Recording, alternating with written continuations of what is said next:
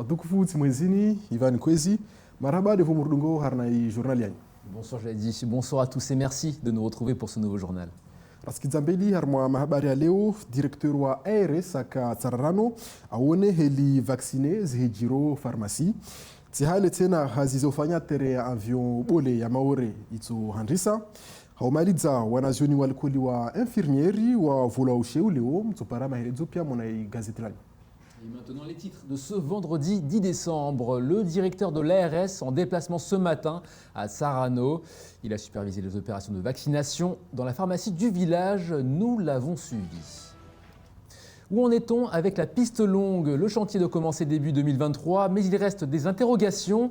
Nous ferons le point dans cette édition. Reçu leur diplôme d'État ce matin. Ils vont pouvoir désormais exercer à Mayotte, qui manque encore cruellement de soignants. 3 semaines après son arrivée à Mayotte, Olivier Braic, le nouveau directeur de l'ARS, continue à se familiariser avec le territoire. Il était ce matin à la pharmacie de Tsarano pour veiller au bon déroulement de la vaccination. Jaidi Maulida, vous l'avez suivi ce matin. Olivier Braic, raha kasujua fete shiswa yatu banda javasa. Leo aka Tsararano aone heli mafarmasien wafanya hazi hauhifadhi na uwade wa Covid na ripare pia maelezo harmwa reportage jawab. Le nouveau directeur de l'ARS, Olivier Braic, continue ses visites de terrain sur l'île. Il a pu échanger avec les agents de la brigade anti-Covid de Dembéni, dont l'une des missions est de convaincre la population de venir se faire vacciner contre la Covid. Ce qui m'intéressait dans cette visite ici à Dembéni, c'est la complémentarité des acteurs. Entre, on voit bien le CCAS en lien avec les brigades anti-Covid de la communauté de Bengani, qui va identifier et aller chercher la population dans le principe de aller vers, parce qu'on sait bien que c'est cette population âgée de plus de 65 ans que l'on doit amener à la vaccination. Et cette complémentarité ici avec le centre de vaccination à la pharmacie pour organiser la vaccination. Donc c'est vraiment l'ensemble de ce processus. Il y a une parfaite collaboration entre la collectivité et la pharmacie. Ces seniors viennent effectuer leur toute première dose contre le virus. Après de longs mois de crainte et d'hésitation, ils ont enfin réussi à sauter le pas.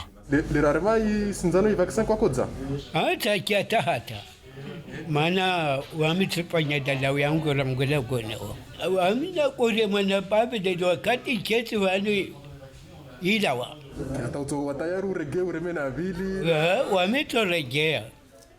Olivier Braic souhaite désormais mettre l'accent sur la dose du rappel et a confié que la population se lance de plus en plus. Pour rappel, le planning des centres de vaccination ouverts est disponible sur le site de l'ARS Mayotte si vous souhaitez vous aussi sauter le pas.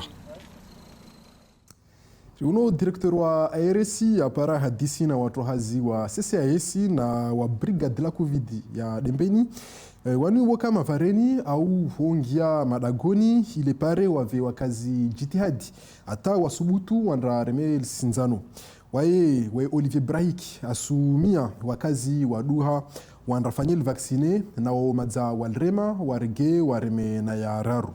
Tena rimdisi neka variant Omicron ni rekeo kila suku ingia maoreha tunu arhele zamba kawasi be ilazimu wanadamu watahadari. Ivan, on parle d'un projet très attendu maintenant. Oui, de la piste longue qui doit voir le jour prochainement. Il n'y aurait désormais plus aucun doute puisque le projet est entré dans sa phase de réalisation. La fin des travaux préparatoires, elle, est prévue mi-2022 quand le chantier doit commencer début 2023. En attendant, beaucoup de choses restent encore à définir. Impact sur l'environnement, acheminement des matériaux, taille de la piste, tracé. Bref, on devrait attendre 6 prochains mois pour y voir plus clair, j'ai dit. Ewa ilazimu wakazi kawasu shange tere avion bole itufanyishiha. Iyo de Christophe Masson de tekeleza wae de Kizwambeli na madamana wa atunde mfanyishiho wa hazizini stojovani. Patrick Mila apara ahadisi na wae na rivulishie. Ce n'est plus une utopie, la piste longue de Mayotte va voir le jour dans les prochaines années. Avant cela, il reste plusieurs points à prendre en considération, à commencer par l'impact environnemental. Pour l'heure, l'autorité environnementale considère qu'il est trop tôt pour juger les conséquences d'un tel projet. Il faut savoir que c'est nous qui avons sollicité l'autorité environnementale volontairement, il n'y avait aucune obligation de le faire. Mais l'autorité environnementale n'a pas donné d'avis sur le projet. La question qu'on a posée, nous, à l'autorité environnementale, c'est qu'est-ce que vous voulez voir dans le dossier d'étude d'impact qu'on vous présentera mi-2022 et sur lequel vous, autorité environnementale, vous aurez un avis à donner. Donc qu'est-ce qu'a fait l'autorité environnementale? Elle a dit, voilà la liste de tout ce que je veux. Donc c'est apparu comme un dossier incomplet, mais c'était normal, puisque la question qu'on posait, c'est qu'est-ce que vous voulez voir? Il n'y a pas d'avis sur le fond. Il n'y a pas d'avis sur le fond. L'avis sur le fond, il sera Donc le dossier n'a pas encore été présenté, il le sera le dossier, en 2022, l'année prochaine. C'est ça, mi-2022, fin des travaux préparatoires. Ouais. Il y aura l'étude d'impact Ouais. qui sera soumise à l'autorité environnementale, qui sera soumise à l'ARS, qui sera soumise à la Comité national de Donc là, protection de la pour ceux nature. qui disent aujourd'hui on s'est planté sur ce dossier, ils ont faux. Exactement, ils en faut. Au contraire, je dirais pour nous, c'était un élément pour sécuriser la suite du projet.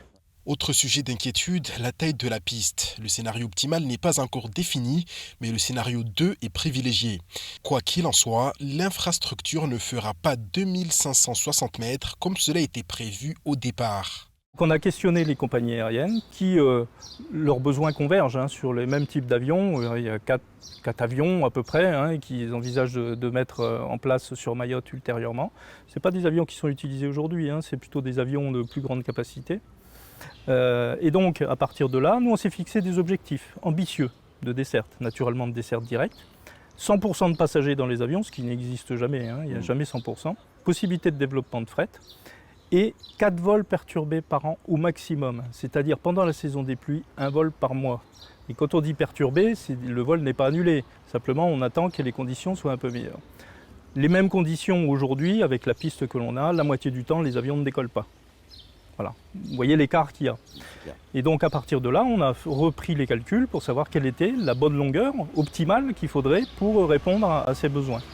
Et la longueur optimale aujourd'hui sur laquelle on arrive, c'est 2510 mètres. Pour créer une telle infrastructure, des milliers de tonnes de matériaux seront nécessaires. Si certains devront être importés, d'autres seront acheminés de grande terre en petite terre. Néanmoins, il est prévu de ne presque pas utiliser la voirie existante pour minimiser l'impact sur les riverains et la population. Il faut des enrochements. S'ils sont artificiels, il nous faut ce qu'on appelle des granulats, c'est-à-dire tout ce qui va être dans les ouvrages en béton. Des ouvrages en béton, il y en aura besoin sur la piste, donc c'est le deuxième type de matériaux. Il y en a besoin aussi pour faire la chaussée de la piste. Troisième type de matériaux, c'est les matériaux de remblai, donc ils sont de moins bonne qualité. Alors globalement aujourd'hui, les matériaux de remblai, on va les trouver sur petite terre. Par contre, les matériaux, ce qu'on appelle un peu les matériaux nobles, élaborés, granulats, enrochements, il n'y en a pas sur petite terre. Donc il faut aller les chercher sur grande terre ou ailleurs. On a regardé toutes les sources possibles, il y a ce qu'il faut sur grande terre. Donc l'option qu'on prend, c'est d'aller les chercher sur grande terre. Maintenant, après, il faut les acheminer. Et comment on les amène là-bas? Voilà. Et naturellement, il est hors de question qu'on prenne la barge qui existe aujourd'hui. Donc ça veut dire quoi? Pour acheminer les matériaux de grande terre, il faut qu'on mette en place des nouveaux services en fait, maritimes pour acheminer ces matériaux. Donc des bateaux spécifiques pour acheminer ces matériaux. C'est ça, exactement. Exactement. Alors ça peut être des lignes aussi qui soient réutilisées après. La fin des travaux préparatoires doit intervenir mi-2022. Il faudra ensuite attendre la fin du processus d'enquête publique pour entamer les différentes démarches d'autorisation. La première phase des travaux est prévue début 2023 si tout se passe comme prévu. Christophe Masson realizavana mba hazi ya teravyobole zihazi zitohandisaharina mwaha moja vani wataalamu wasufikiri wasitunda neheka zihazi kasitsomenya ulanga au wasifikiri tena heli watsovingao mawe na mtsanga au sima hamfano Christophe Masson waye aheleza amba zizombo zizo zitovingwa hanzia ya labarji ile pare wantu kastabishe wakazi neema za kastabishe wakazi mabareni neema za rona amba kila siku wastambiha kiasi na zi embouteillage tena harna miezi 6 vani Christophe Masson rambia amba ritso para jawabu zabaki ivo zihazi zipare zihandrisi.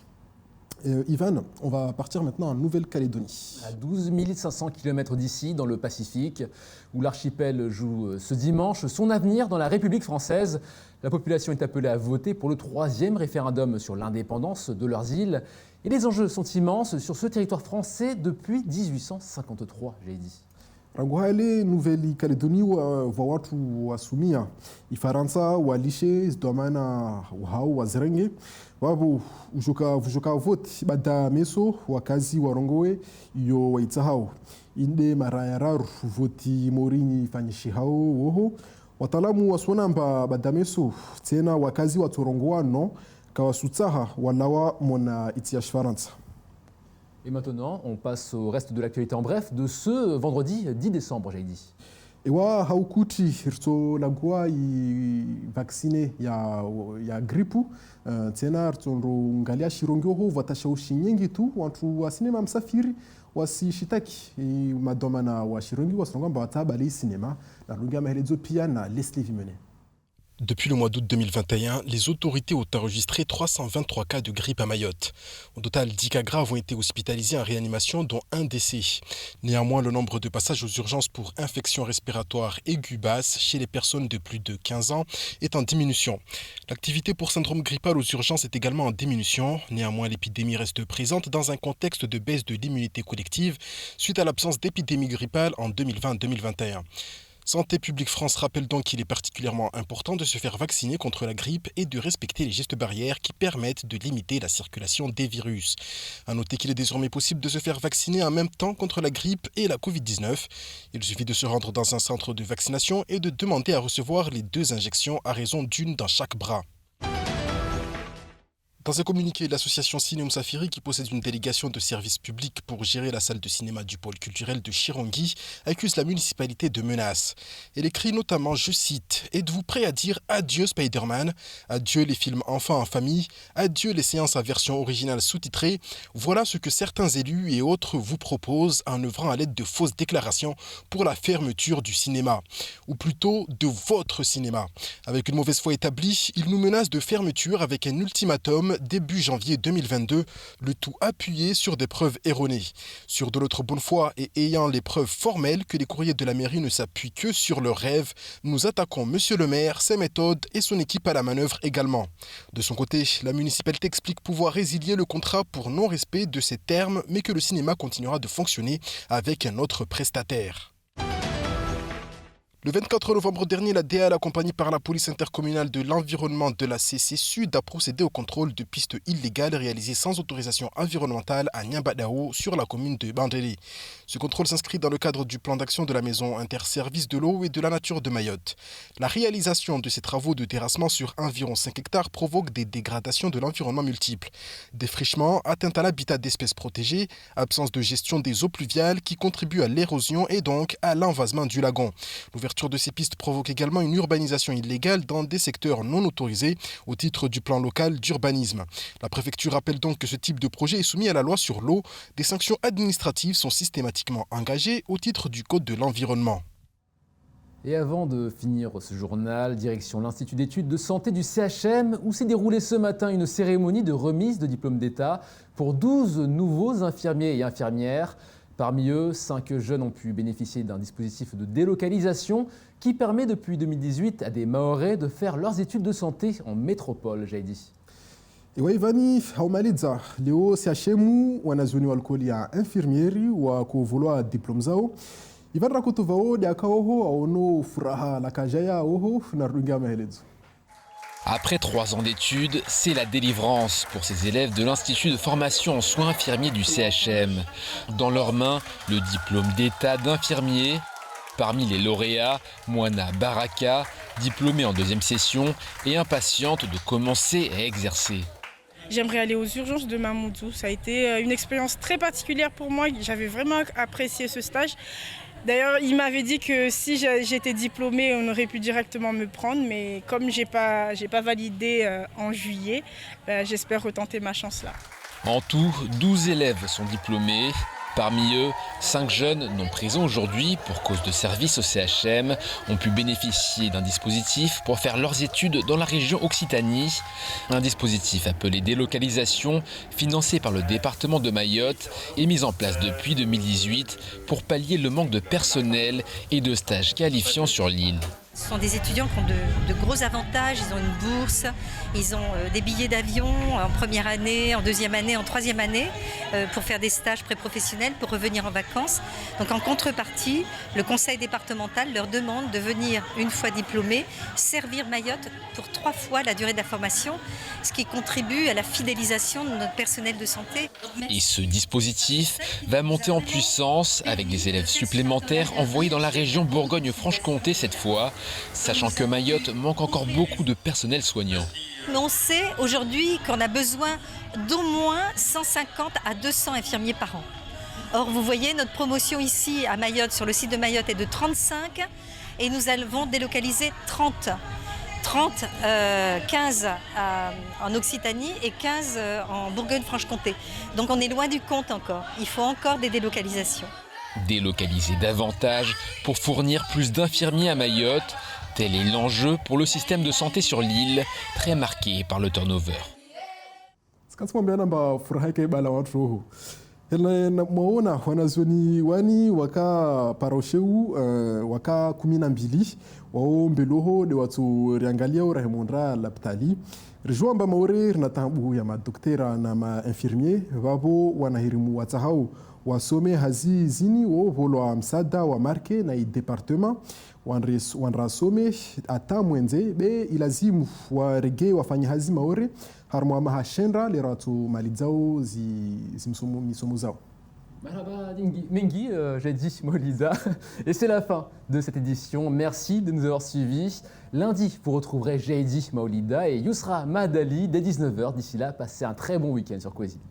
Maraba devo mwakana wasi mfumo raru nzokana Yousra Madali rimtekelezea mahabari ukwa hairi.